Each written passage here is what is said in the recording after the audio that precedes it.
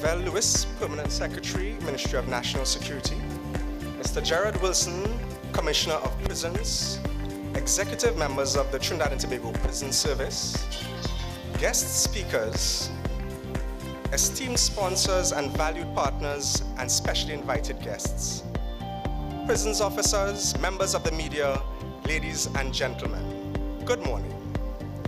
Welcome to the Trinidad and Tobago Prison Service 180th anniversary celebration, and also the launch of our hashtag 180 About Turn campaign. That over more than a century, almost 2 centuries, you would have had the work, the dedication of numerous individuals, both officers and private citizens, who would have been contributing to the development of those who would have run foul of the law. These momentous times, these times in history, provides an opportunity which I am so glad our service grasped with both hands. What is that opportunity? That opportunity provides for us to make a concerted effort to change, not only because we feel to change, but to manage the change that we know is here and constantly around us. Today, we launched our new website. We launched this initiative. Over the next year, you all will see a number of initiatives that will continue. And today is really about starting that celebration.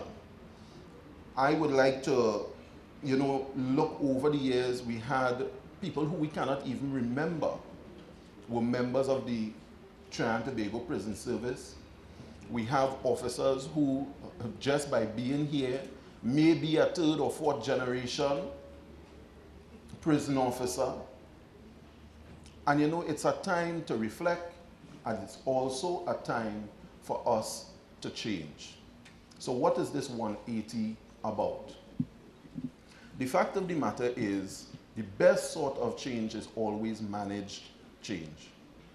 We know that every day we get up, we go about our daily duties, that somehow change is always that constant companion. What would we be doing? Already you would have noticed that the way that we communicate as a service has changed. You would recognize that the way that we address the needs of our clients, the inmates, the offenders, has changed. But this is about bringing all of that together so that we could truly see the benefits for the citizenry of Trinidad and Tobago. It also provides an opportunity for us to truly partner with the public of Trinidad and Tobago, who is our major stakeholder. So I'd just like to welcome each and every one of you all. I would like you all to really immerse yourselves into all the activities that they have planned out for today, and really reflect on not where we have been, but certainly where we need to go. Thank you very much. Thank you very much, Mr. Gordon, for those welcoming remarks. And now we're going to head into a specific part of our program. You'll find it interspersed throughout our program, where we'll have some of our special guest speakers who will come and give first-hand experiences of how they would have been able to interact with the Trinidad and Tobago Prison Service, and even more significantly, how they would have seen changes happening within the Trinidad and Tobago Prison Service. At this point in time, I'd like to invite radio personality, member of the media, Mr. Garth Sinclair, to come forward and give us his own remarks. Let's welcome him, please. Thank you very much, Master of Ceremonies, Permanent Secretary, Ministry of National Security, Mr. Vel Lewis, Commissioner of Prisons, Mr. Gerard Wilson, specially invited guest speakers, invited guest media, ladies and gentlemen, good morning to you.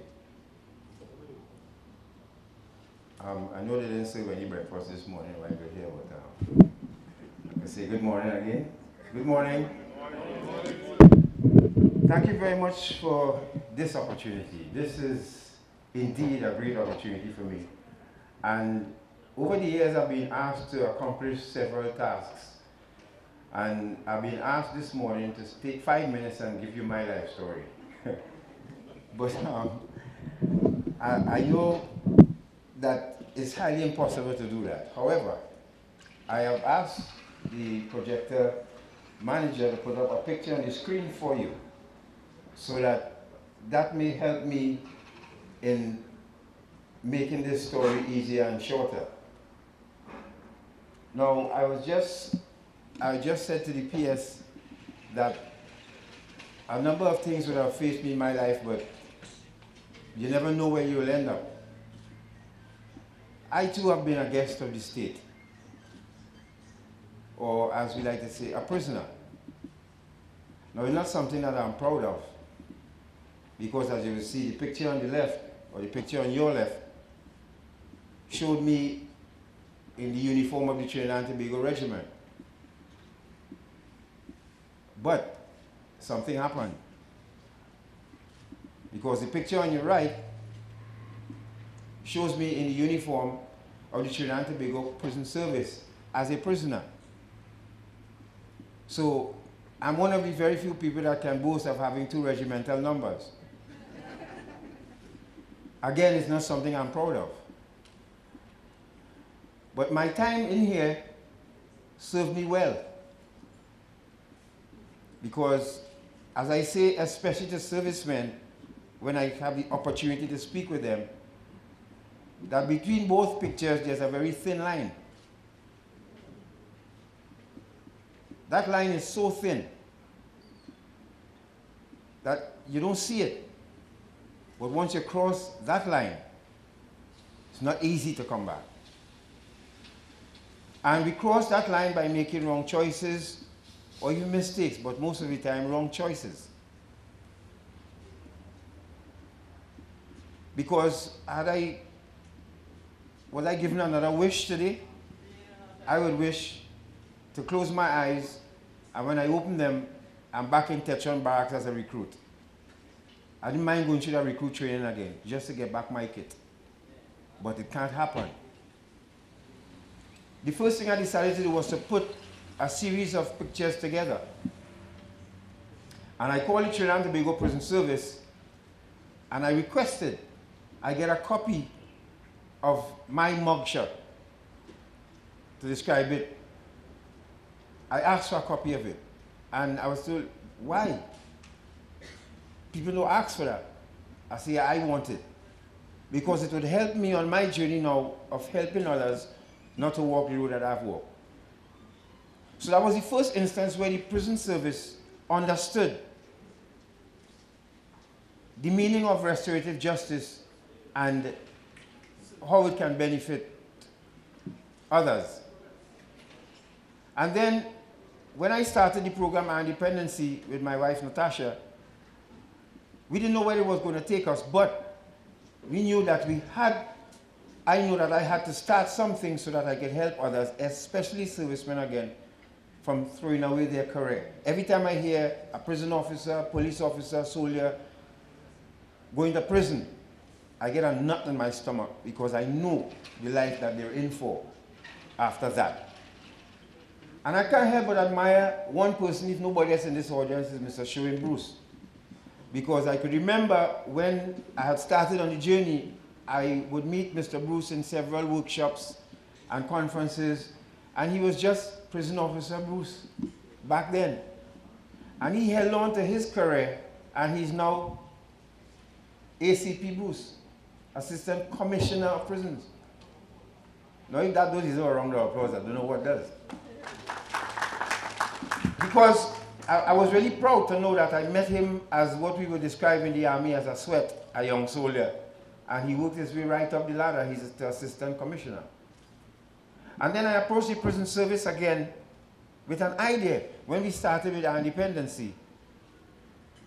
Natasha and I traveled to the United Kingdom to interview someone from Tobago who was extradited for conspiracy to traffic cocaine.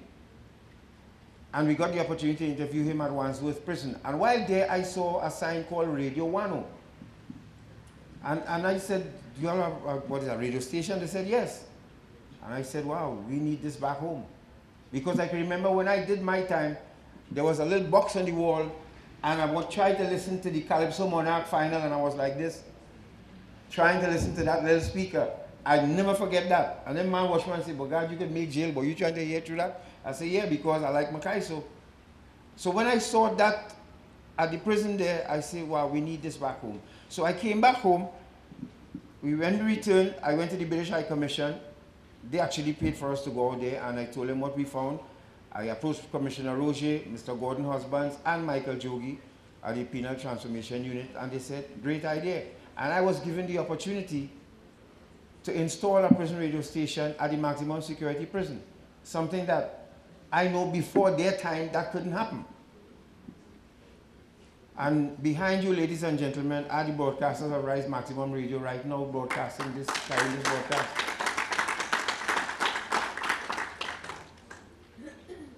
And the relationship with the Trinidad and Tobago prison, well, tell me in 5 minutes, or please, I really can't time to go enough. It's when I'm speaking, right? So please, just knock the table, Commissioner, when you're ready for me to stop.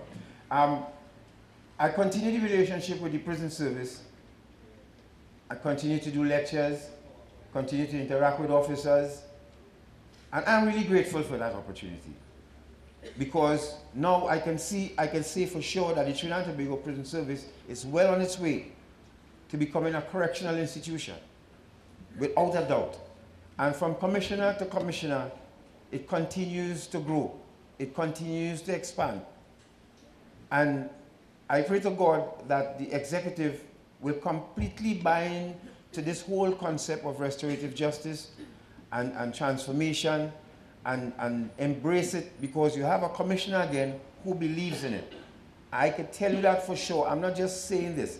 We have a permanent secretary, the same thing, because I can tell you for our 15th anniversary at the British High Commissioner's residence, we invited these two gentlemen and they came. Now, that don't happen very often. So which means that they too as well understand the concept of the 180 and moving forward with that change. And today, I can say thank you to the people who give me the opportunity to speak to you. I don't feel that this is a right. I consider it to be a privilege, because you know how Trinidad and Tobago thinks and how we view people who came through these walls of the prison. And I'm even happier now to see Mr. Robert Bauer and the folks from Amalgamated, because all the things they talk about Amalgamated, and I approached Amalgamated to sponsor independency. And they said yes. So from the 5th of August, we welcome Amalgamated Security Company Services to independency. Mr. Bauer, I thank you very much, and the executive of Amalgamated. This is a really good morning, and I'm getting the wind-up signal now, so which means I have to stop.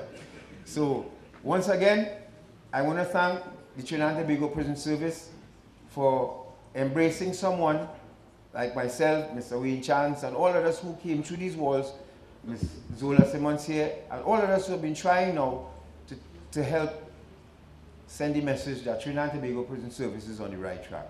I thank you, ladies and gentlemen. God bless you all. Thank you very much, our Master of Ceremonies, Mr. Gerard Wilson, Commissioner of Prison, Mr. Sherwin Bruce, Assistant Commissioner of Prisons, other members of the Prison Service Executive, Mr. Gerard Gordon, General Secretary of the Prison Officers Association, officers and staff of the Trinidad and Tobago Prison Service,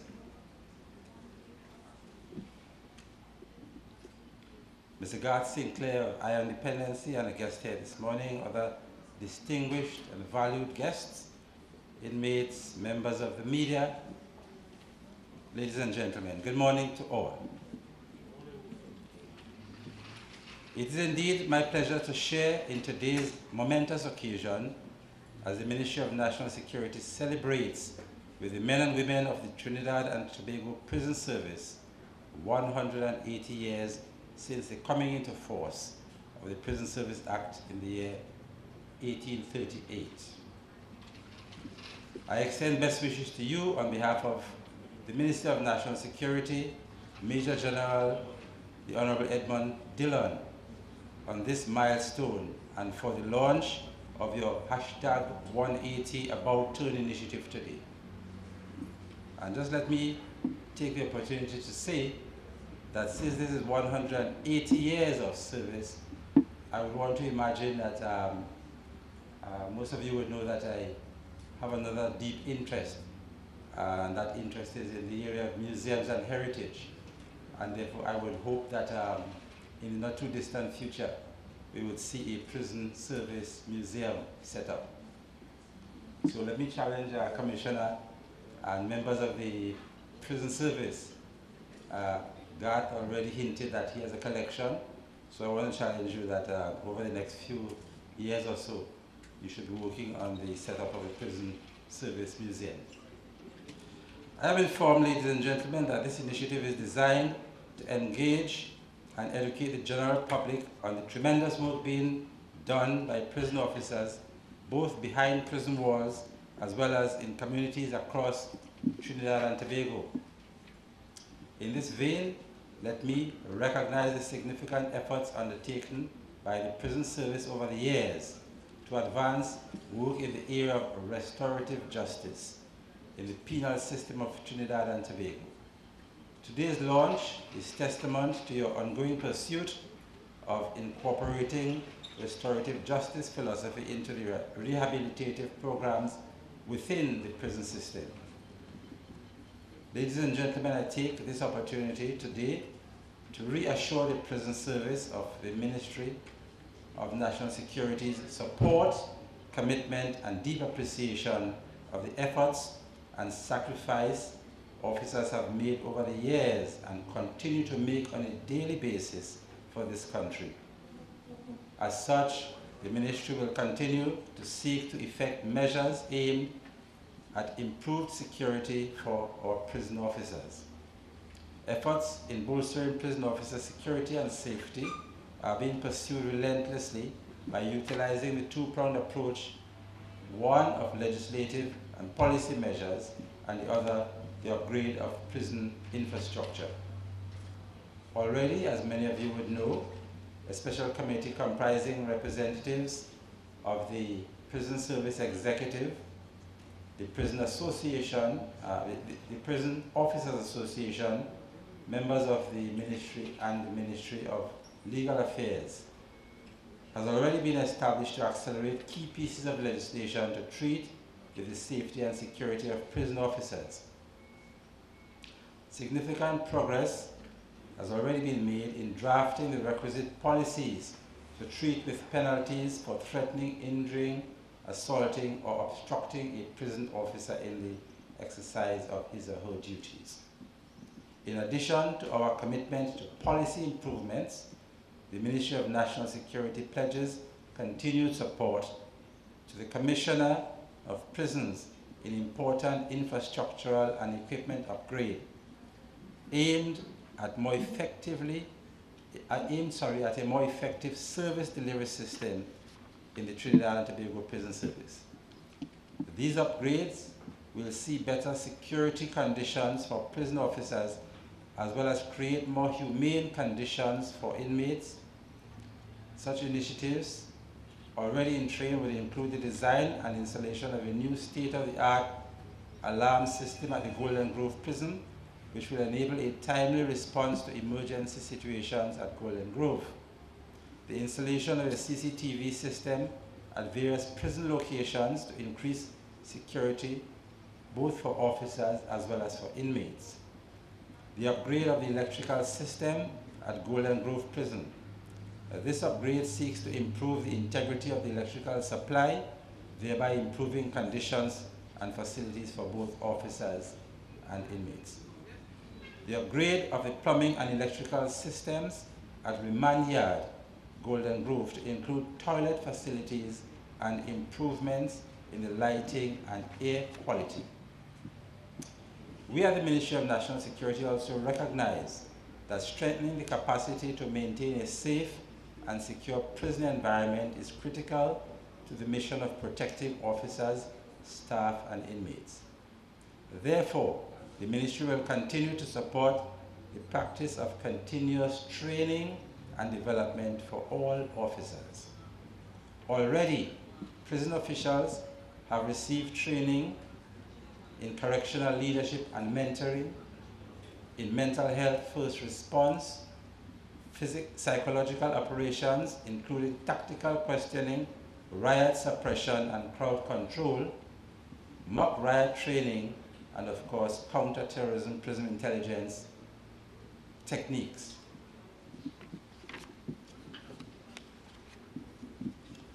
The theme for your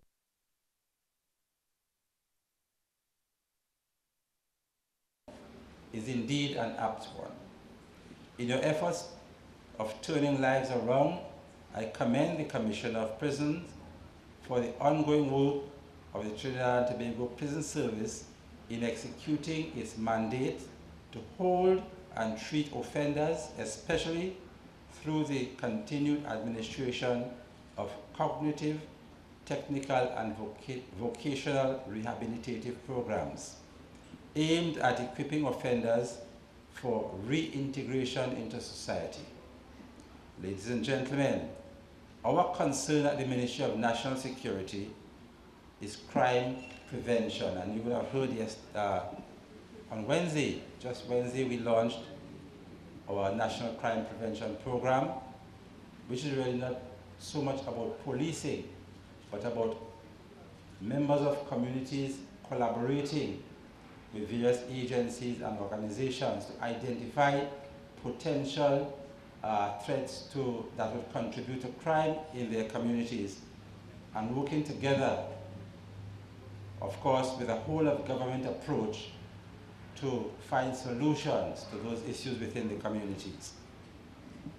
The ministry is also interested in the reduction in the rate of offending and, of course, ultimately in reducing the prison population. The prison service is integral in the crime prevention process. As guardians of our country's democracy, you, our prison officers, are tasked with the responsibility to protect society and prevent crime. This you do from within the prison system by facilitating the rehabilitation of offenders so as to give them the best chance of leading law-abiding and self-supporting lives upon their re-entry into their communities.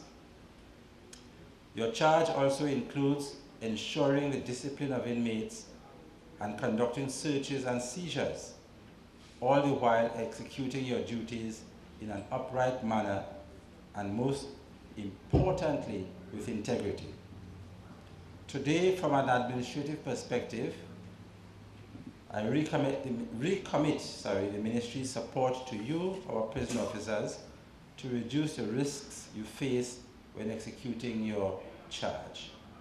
We at the ministry continue to focus considerable attention on ensuring that the prison service has the required manpower, access to modern security methodologies, equipment, and physical infrastructure to carry out your mandate professionally and effectively. In closing, ladies and gentlemen, I wish to commend the Prison Service Commissioner, the Acting Commissioner, Mr. Wilson, and all of the officers in conceptualizing the 180 About Turn initiative.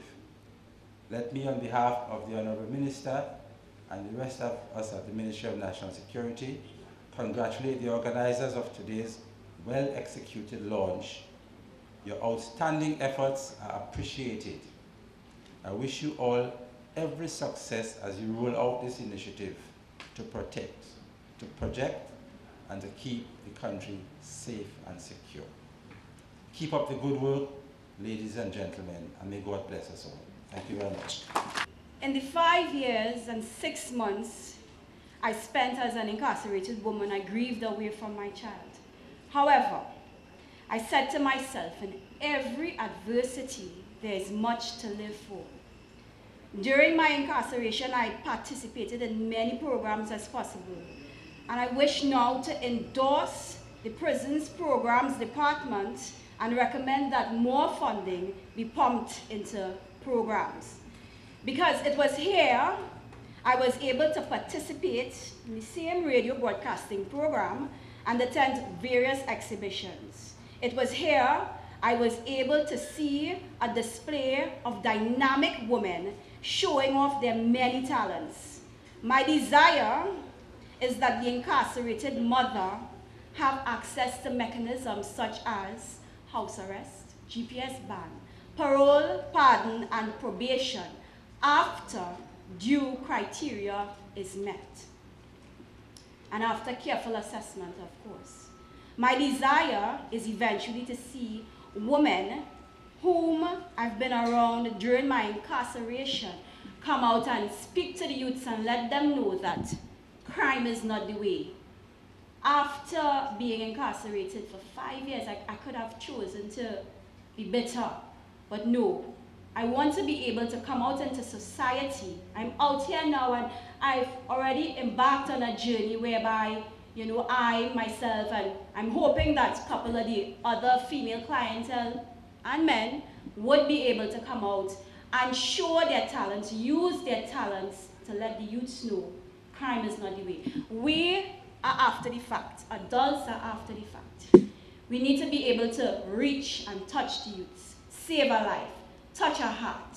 Yes? So again, I endorse the Prisons Programs Department to the relevant bodies and authorities here. I'm hoping that funding can be pumped into prisons programs. Even though I was incarcerated, my mind most times was free. There were the Christmases and the birthdays I would delve into depression because I'm not there with my child. I can say now that I may have taken the opportunity to call her. So I call my daughter, you know, wish her happy birthday, Merry Christmas, and that kind of thing. So I'm hoping that for the women, the phone systems can be activated as soon as possible because it is hard being away from your loved ones. However, my sanctuary during my incarceration was the sewing room.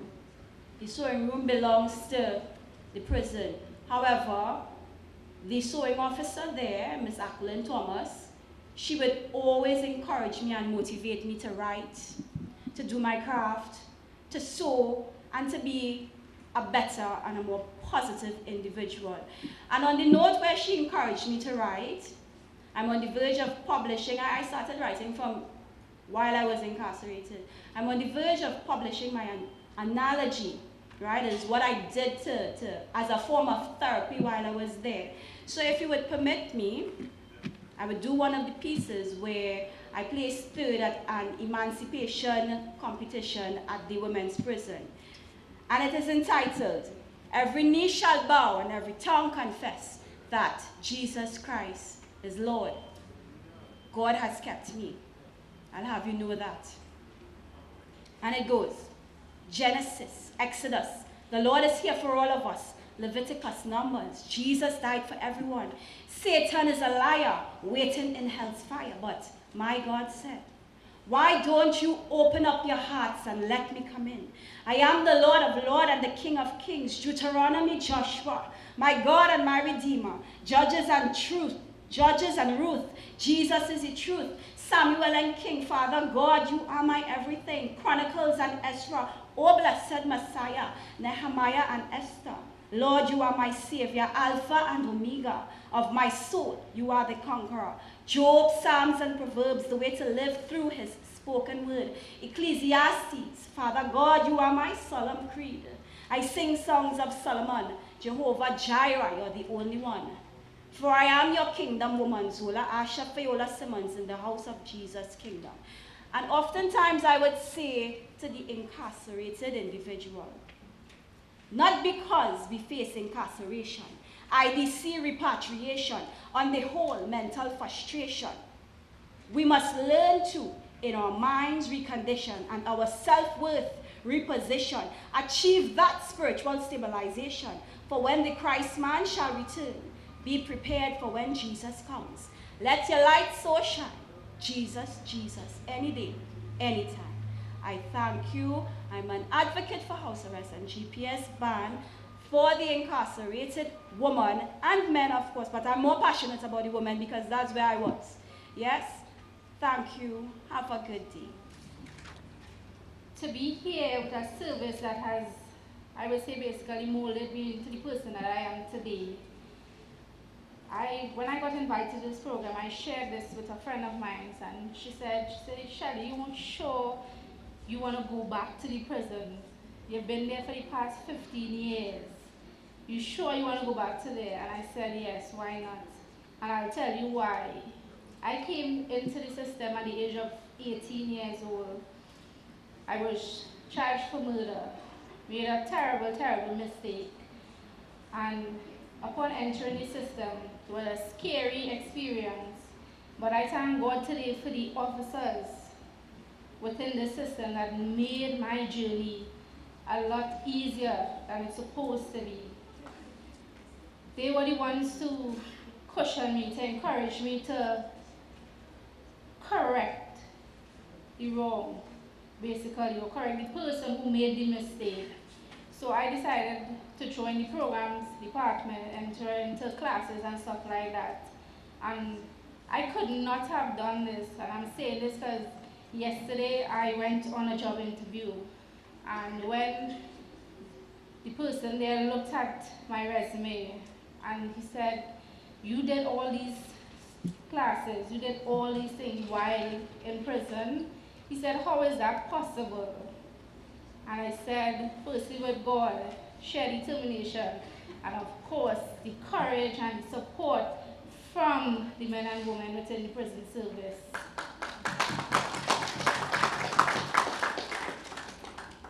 That is why I'm extremely happy to be here, because it's through this experience that I learned discipline, I guess I got my focus on life through this experience.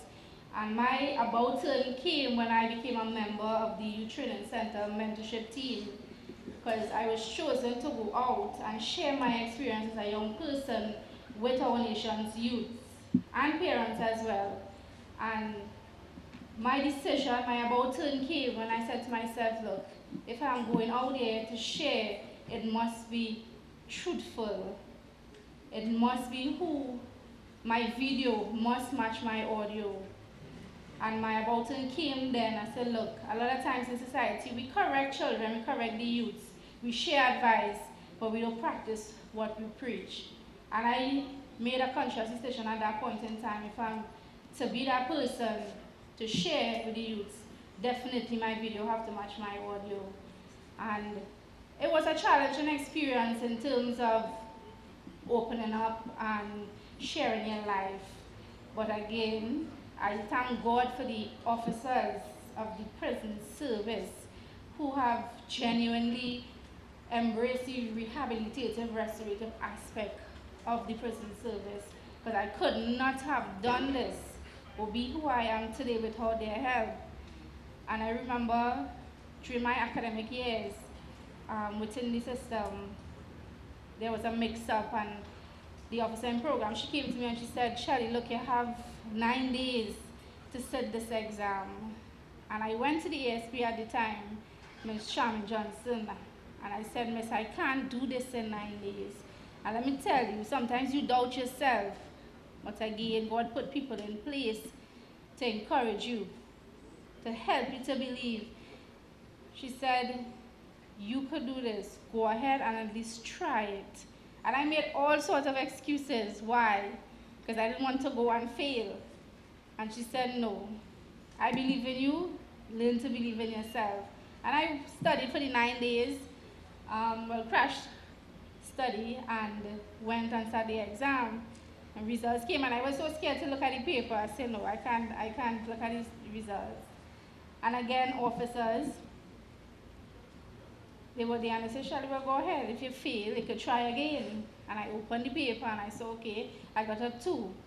And I'm saying to myself, I said, look, when at the point in time I least believed or needed that one person to be there to encourage me, she was there. And as the prison service celebrates this occasion, the about turn, there are a lot of positives that happen within the prison. And I was reminded that again on the interview yesterday, that so much positivity happens behind the prison walls that is not highlighted. A lot of time we give in or we feed the negatives and we run with it. But I want to encourage society, I want to encourage you all here today to support the prison service, the Trinidad and Tobago Prison Service, in their endeavors and their goal to rehabilitate inmates. Because if it wasn't for that effort, if it wasn't for the persons that came together to assist me, I wouldn't be who I am today. Thank you. Permanent Secretary in the Ministry of National Security, Mr. Vel Lewis, General Secretary of the Prison Officers Association and other members of the head table, Executive, Senior and Junior Officer of the Trinidad and Tobago Prison Service, specially invited guests, including our main sponsor from Amalgamated. Thank you very much for your support. To other specially invited guests and to the members of the media, a pleasant good morning. Before I start this presentation, I would like us, please, to give a resounding round of applause to these three persons who spoke before. Please.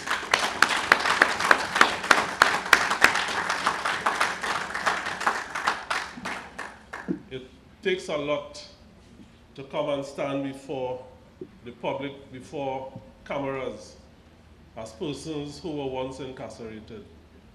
But the prison service is teaching them that there's nothing to be ashamed of.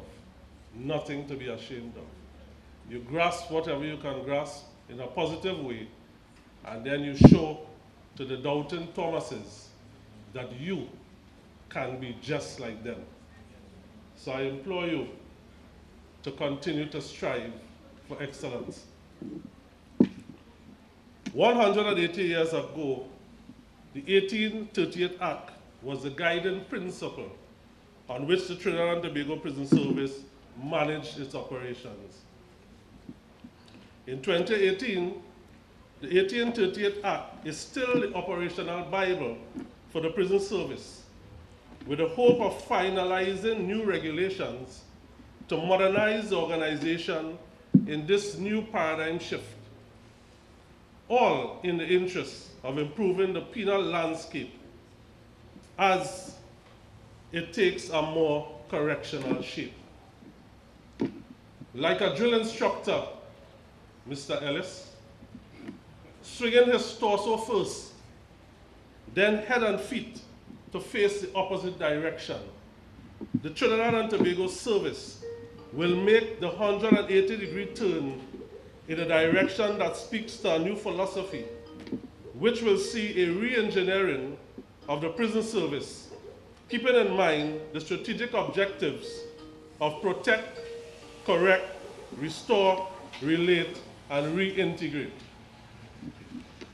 While I would have endorsed and supported this 180-degree concept as we celebrate this milestone, I am taking no praise for its birth.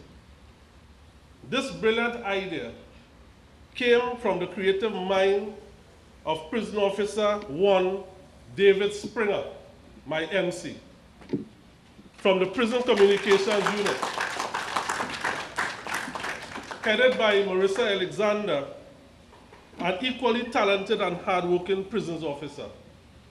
This unit also includes some other committed officers who will continue to highlight the prison service to members of the public in the most effective manner. The 180-degree platform was developed internally by our webmaster and enhanced with great collaboration from the communications unit as they pooled their creativity to produce such a fantastic final product. This website promises to be user-friendly, where information about the Trinidad and Tobago Prison Service can be discovered at your fingertips. Assistant Commissioner Sherwin Bruce must be commended for his great stewardship and dedication as he worked with the unit tirelessly to ensure that the prison service will create history on this red letter day.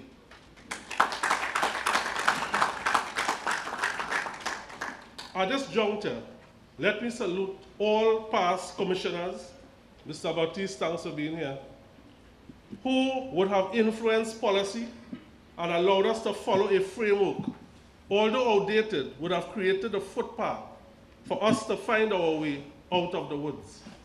In fact, with the exception of Michael Hercules, all the commissioners that influenced my career since my first appointment in 1983 are still alive.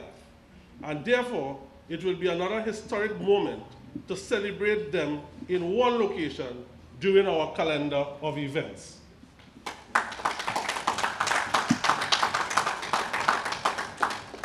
Today we may challenge some of the methods and leadership styles of those who previously led the organization, but we cannot dispute the foundation that was laid, which creates the perfect checks and balances in our penal system, so apt as we manage our charges.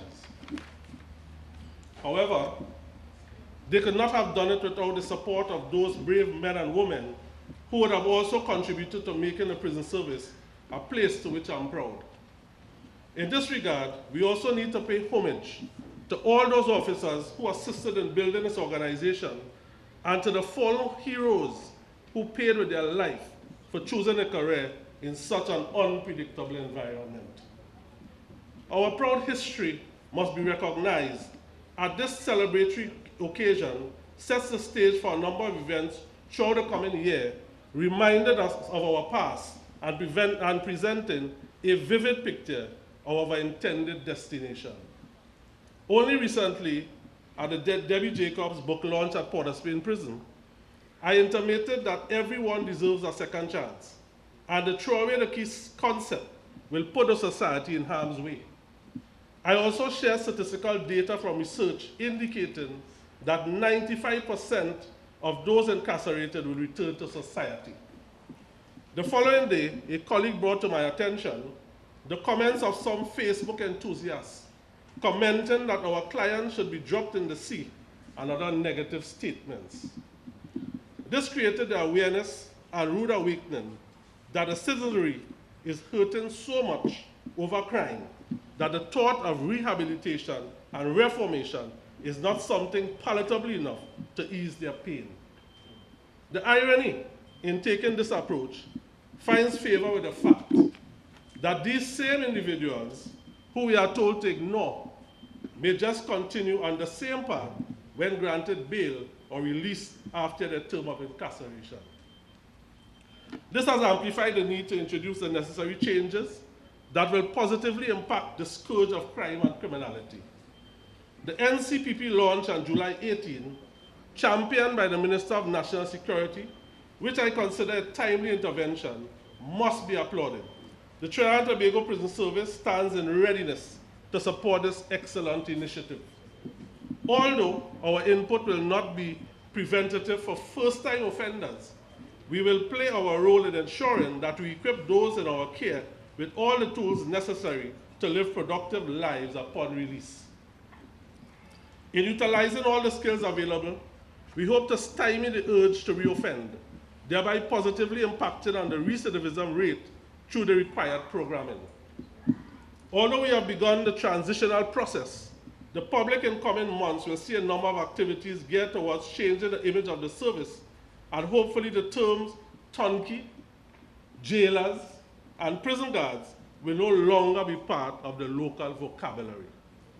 This new approach will be inclusive, allowing both officers and our clients to benefit from transitional experience. Through the kindness of Ms. Vicky Acivero of the Green Market, we have been offered assistance for our clients at Port of Spain Prison as a pilot project, a garden and recycling program that will create employment for those clients less capable of gaining regular employment. This should enable clients to establish their own business in lieu of returning to a life of crime. Debbie Jacob, who continue to partner with the prison service as a beacon of hope for these clients, have been negotiating with a foreign agency to allow these individuals to pursue their law degree online. It is hoped that we finalize this new project very soon so that we could continue to empower these individuals, some of whom could not even read when they enter the facility. Plans are already in place to improve the conditions at visit rooms, starting at Golden Grove Prison, where visitors would be able to sit in air-conditioned comfort and look at monitors giving pertinent information on prison issues or television while they await their turn to see their loved ones. There will also be an experiment to provide weekend lunches by vetted external providers at a price to clients who can afford to be part of this initiative through the sports club. Part of the funds collected will be used to purchase toiletries for clients who may not get family visits. We have also proposed to have a day when visitors will be allowed the opportunity to have a medical checkup free of charge, as the sports club canteen holds an appreciation day for families of clients.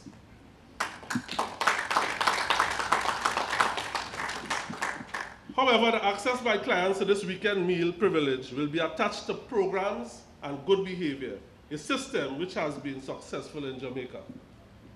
An experimental card system is also going to be introduced at the canteen so that clients' families can top up these cards so the purchases can be made in the absence of family visits.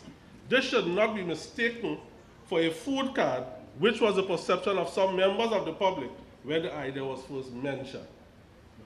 The futsal program has proven to be very successful with Clayton Morris through the advent of this game at a maximum security prison, bringing clans from different areas and gangs together to play in harmony and appreciate each other. Similarly, through the networking of P.O.2 Lindan Ramanan, the Empires Association has started a prison cricket academy that will see clients and officers learning to play the game and also being coached in the art of umpiring. As we make this about turn, some attention will have to be paid to our human resource, the officers, and their readiness to face the challenges ahead. Our strategic plan, which began to take form a few months ago, will take a bottom-up approach, allowing officers at all levels to have an input using focus groups to absorb as much energy in the exercise. The Female Emergency Response Unit and the high-risk units formed a couple months ago are performing beyond expectations, and the Programs Department is playing its role in ensuring that clients are better prepared for re-entry. The paramedic unit, led by Prison Supervisor John Lopez, has been doing a phenomenal job in the care of officers, and the initiative to start a rehabilitation and therapeutic clinic for officers has been one of the greatest achievements for the prison service. Many officers continue to benefit from the treatment and therapy offered at this in-house clinic, which will be officially launched on July 31st, 2018. Pepper sauce, green seasoning, and kuchela, made and bottled at Golden Grove Prison for retail by the hard-working agricultural department, will soon be a reality, as Kariri has recently approved its quality and shelf life. These products will be on display amongst vegetables and produce for sampling at today's event. Sometimes in making an about turn, we may stumble. And this is no different to the mistakes we might encounter as long as we strive for excellence. However, we need to begin somewhere. And what better way to make the 180-degree turn than celebrating 180 years? The Trinidad and Tobago Prison Service is mindful of the economic challenges and lack of funding to achieve all its goals. And in this regard, private partnerships are critical in the change process. Amalgamated Security Services, one of our stakeholders, providing timely transport of our clients, have truly made today possible. Our approach to them in making this event possible was met with open arms, and they have proven in regal style what corporate social responsibility means. We sincerely thank them and look forward to a continued partnership as we forge ahead to contribute to public safety through transforming lives. Let me add that the support from the executive, senior and junior staff has been tremendous. And although some officers may continue to complain, criticize, and add no value to the change, I can say with pride that the majority of officers in Trinidad and Tobago Prison Service continue to understand the mission clearly. And I am certain that when those representing us make that about turn on the 31st of August at the Queen's Park Savannah, we will grow in stature with the knowledge that the organization to which we belong is marching towards first world status. I thank you. Mr. Lewis, Permanent Secretary, Ministry of National Security, Commissioner of Prisons, Mr. Wilson, the head table, Mr. Gerard Gordon, Ms. Anglino, Gat, and Zola, and Gat, Deputy Gerard. Deputy Commissioner of Prisons, Mr. Ferret, other deputies, Mr. Mohammed, Assistant Commissioners, Mr. Ramuta, Mr. Karaspi, Mr. Alexis, Director, Youth Training Center School, Mr. Prasad, Officer in Charge Programs, Mr. Badesi, our platinum sponsor, the Executive Amalgamated, thank you for being here. Our past senior officers, Ms. Knights, nice to see you, Mr. Batiste, it's really nice to see you. The Director, Nalis, it's a pleasure. To all our specially invited guests, Mr. Nalu, Sister K, Prisoner Officers Association retired, nice to have you all. Prisoner's Journey, it's a pleasure. Folks, when I was growing up,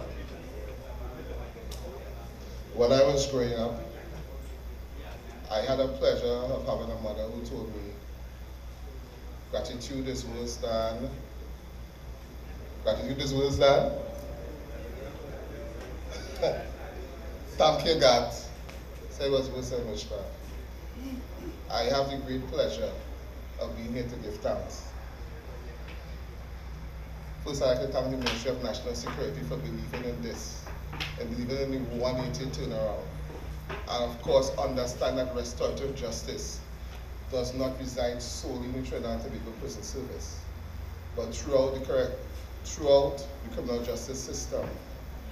And for this to succeed, Trinidad and Tobago must be part of it. To the Commissioner of Prisons, although this is his home, I still like to say thanks to the Commissioner. He believed and he, as was said earlier, a visionary leader who supports and willing to help his officers go forward. The Events Management Unit, who prepared the decor, and who we will see later as we go inside to take a look at some of the work that is done inside. The Trinidad and Tobago Prison Service Band for being part of this, preparing our sound system so this could exist. In spite of our challenges, we thank you very much. The Communications Department for believing and going forward for the ideas and making it happen. All our external partners. Today we had the pleasure of seeing NALIS, Correctional Institution Library, and how we are partnering with all our stakeholders to ensure that restorative justice happens in Trinidad and Tobago. Always, as we remember, as we go along today, is we understand that restorative justice does not lie solely in the Trinidad and Tobago prison service, but in our stakeholders, such as Amalgamated, the libraries, Sister K, Sister Naus, Prison Fellowship International, Trinidad and Tobago chapter, all the other organizations, from far, even as far as Point 14, we all thank you, all our chaplains. It is because of you, and of course all our international assistance that we get. It is because of you today could be possible. So I'd like to express our gratitude for being here today. Is you understand that Trinidad and Tobago prison officers, all the officers who would have given the understanding that we do not work as officer to inmate, but as people to people, and that's the only way we can do it. Thank you all very much for coming out and supporting this. We also would like to open up the opportunity for someone, as the day go on, to receive the first copy from Rise Maximum Radio, the Royal Wake Up Call. Right, thank you very much. Folks, have a good day, and please walk around, see what our partners give to us. We also have the pleasure of locals here with us. See what is available, get involved, and see what officers can cook to. Have a good day.